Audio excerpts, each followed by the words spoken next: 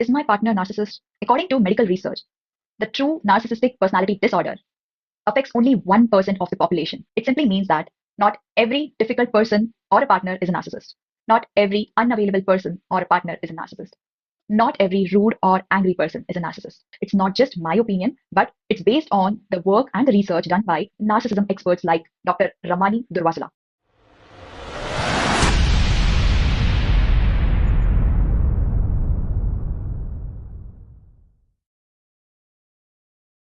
If you ever sat down and thought, is my partner narcissist or am I just overthinking? Then this video is for you. Not to scare you, not to confuse you, but to give you the clarity so that you can trust. So, welcome to the part two in the narcissism series. In part one, we understood that not every person who is being rude or impolite or angry is a narcissist. It could be something to do with emotional immaturity as well. Today, in this video, we'll be going a bit more deeper and understand how narcissism truly looks like. Before we get started, I would like to share that whatever I'm sharing in this video, it's not just my opinion, but it's based on the work and the research done by American Psychiatric Association, Mayo Clinic, Harvard Medical School, relationship researchers like Dr. John Gottman, and narcissism experts like Dr. Ramani Durvasula. So everything that I'm going to share today in this video, it's just presented in a simplified human language, but it's deep grounded in psychology. Hi, I'm Preeti, and I help individuals struggling in toxic relationships or marriages to rebuild their self-worth and become self-honored being so they can choose themselves fearlessly and build conscious relationships rooted in respect and love and ultimately lead a fulfilling life. Now, let me tell you one of the biggest truth. According to medical research, the true narcissistic personality disorder affects only 1% of the population. Now, what does that mean? It simply means that not every difficult person or a partner is a narcissist. Not every unavailable person or a partner is a narcissist. Not every rude or angry person is a narcissist. The Mayo Clinic clearly states that narcissism is a long-term personality pattern and not just a reaction to stress, anger, work pressure, or just one bad phase in marriage. So if your partner changes sometimes, or feels guilty at sometimes, or improves sometimes, that really tells us something very important, that he or she is not a narcissist. So then what is narcissism? How does it look like? Let's understand some real signs of narcissism. Number one, lack of empathy. And this is one of the strongest sign of narcissism. Imagine you are broken, emotionally broken, and you're crying, and you really want your partner or your loved one to come and comfort you, to ask you what happened, how can he or she help. Instead, you are told, "Oh, stop overreacting. You're being so dramatic." And instead of feeling seen, you feel like your emotions are burden to them. You are being a burden to them. Now, this is not just because the person, your loved one or your partner is emotionally confused. No, this is emotional coldness. This is one of the biggest sign of narcissism. And now that you know about this, be very mindful and watch if it is just an emotional confusion or emotional coldness. Does your partner or your loved one lack empathy towards you, not just once, but always? That's a repetitive long-term pattern. The second and the most hurtful one is grandiosity. Narcissist person wants to show always that I am superior. I know everything. I am the best. I am loved one. And these people, you'll observe that they look down at the waiters. If you're in a marriage or a relationship with a narcissist, then they will disrespect your parents. They'll belittle your parents. They will act as if they know everything, even if they don't know it, but they'll act it out. And if you want to introduce them to any group or your friend circle, then they will act as if, oh, this level of person are not the kind of person I talk to or I relate with or I interact with. These people do not match up to my level, and they will never accept that they are wrong. This is not confidence. This is just inflated ego. This is very, very common in narcissists. So do watch out for this one. And the third one, entitlement. These people believe that they deserve special treatment. And this is very commonly seen in marriages. Like they would expect getting special invitation for any programs or functions. And to take an example of a daily basis in a marriage, imagine you have your own work, like you're a working woman and you work whole day in office, you come home, you get into the kitchen and you start cooking, preparing meal, and you're equally exhausted as your partner. And your partner is not acknowledging all your efforts, your tiredness, instead says, why isn't the food yet ready? Instead of offering help, instead of asking, how was your day? These people, they'll just have expectations, expectations to be treated special for no reason. Number four, exploitative pattern. Narcissists believe in just taking, taking, and taking. They are not good givers. Relationship with a narcissist feels one-sided. So if you're in a relationship with a narcissist, you will see that you are emotionally supporting them. You're adjusting for them. You are sacrificing for them. But when you need them, they disappear. This is not just emotional selfishness. This is a lifestyle of taking because they never believe in giving.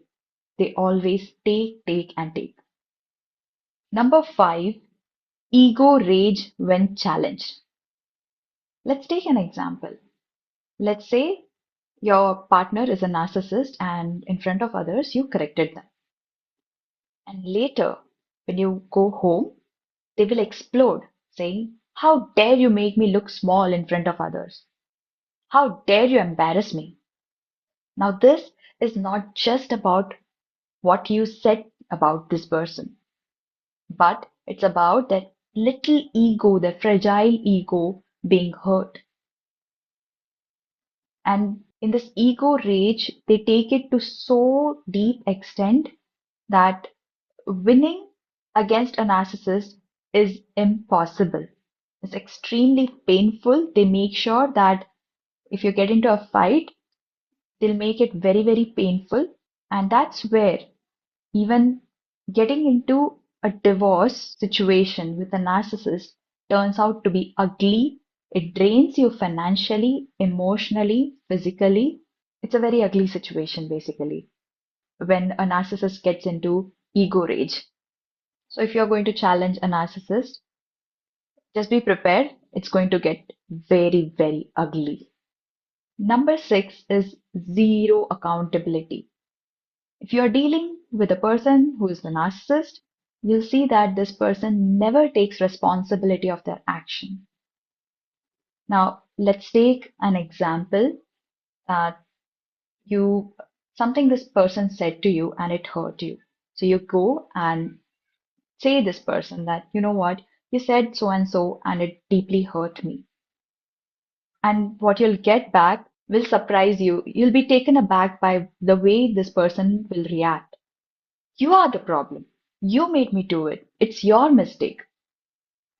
So there is no apology, no reflection, no ownership. And this hurts the most. Narcissists just believe in blame shifting. You'll see them shifting the blame onto you rather than taking ownership of their action. Number seven, pathological lying. Now, this is another very strong sign of a narcissist, and it's very difficult to identify this one. Now, let's understand what is pathological lying and how is it different than a normal people lying, because lying is normal. I mean, everyone lies, but when a normal person lies, they lie from a place of fear or guilt or not hurting the other person. But when a narcissist lies, they are lying from the point of view of controlling the reality. They lie to twist the reality. Now, let's take an example. You are in an argument with a narcissist and you say that, but this is what I saw. And they will say, you are imagining. So they literally make you feel that what you are saying is incorrect and what they are saying is the only truth. And they will say it with such confidence and they'll build such beautiful stories behind it that you will actually start doubting yourself. And this is what is called gaslighting. And this is one more reason that getting into an argument with a narcissist is mentally draining because you cannot win. They are very strong with their stories and they speak it out very confidently. So watch out when you are getting into an argument with a narcissist. You are never going to win it. You have to give it up. Number eight, isolation, the silent control. Now, if you are truly with a narcissist, you will see that this person will isolate you from your loved ones. Not by clearly saying you that cut off your relationships with your loved ones, but they will tell you things like your friends are jealous of you, your parents don't like our relationship, they are poisoning your mind. And this way, you slowly stop talking to your loved ones and you start being emotionally dependent to just one person, the narcissist. Now, this could be your partner, this could be your loved one. And this is called isolation through manipulation. Narcissists are very beautiful manipulators. They can manipulate you without you ever getting to know it, understand it. No matter how much someone else is trying to show you that, look, you are being manipulated. This person is trying to manipulate you, is lying to you. You will just not understand it. You will not be able to see it clearly. These are very subtle and very difficult traits to be identified. Mostly, if you are in a relationship or a marriage with a narcissist, it takes almost 2 decades or a decade to understand that, oh my God, my partner is a narcissist. So it isn't very quick. Ninth and the last trait to discuss today in this topic is a very important clinically documented trait called as the idealize, devalue, discard pattern. So when you are in a relationship with a narcissist or your loved one is a narcissist, you will come across three phases. First phase, where they will idealize. They will make you feel like you are the best. You are the most important and the beautiful thing that has ever happened to them. You are everything for them. The second stage, where they will devalue you. They will criticize you, they'll control you. And the third phase, and the most dangerous one, discard. This is where they will threaten to leave. They will try to emotionally detach. It is mentally draining pattern. This is a very important documented narcissistic relationship cycle. So these were some of the very important traits that will help you identify that if your loved one or your partner is a narcissist, at times it's very difficult to identify these patterns. So let me tell you that if you feel suffocated in a relationship, if you are going crazy, if you're feeling like you deserve better and what's happening with you is not right, please reach out to a professional, take help to understand what's actually happening to you. And if you are with a partner who takes care of you, who at times feels guilty, who is ready to correct themselves, who apologizes at times, who is ready to improve, then I think you're not with a narcissist, but with someone who is emotionally immature, who is stressed out, who doesn't know how to express himself or herself, who is either dealing with some trauma or feeling insecure. And this can be healed. And with that, we have reached towards the end of this video. I hope this video gave you some clarity around identifying the real signs of a narcissist. My intention of this video was to help you with some clarity so that you stop self-doubting, stop blindly labeling, and start clearly seeing. In next video, I will share something even more powerful. We'll understand why narcissistic behavior and emotional immaturity looks the same on the outside, but it's completely different on the inside. And that understanding alone can save years of emotional pain. So thank you for hearing me out till the end. Please do share in the comments what are the doubts you have or what queries you have with respect to narcissism. And that will help me to serve you better. So I look forward to your comments. Thank you and take care.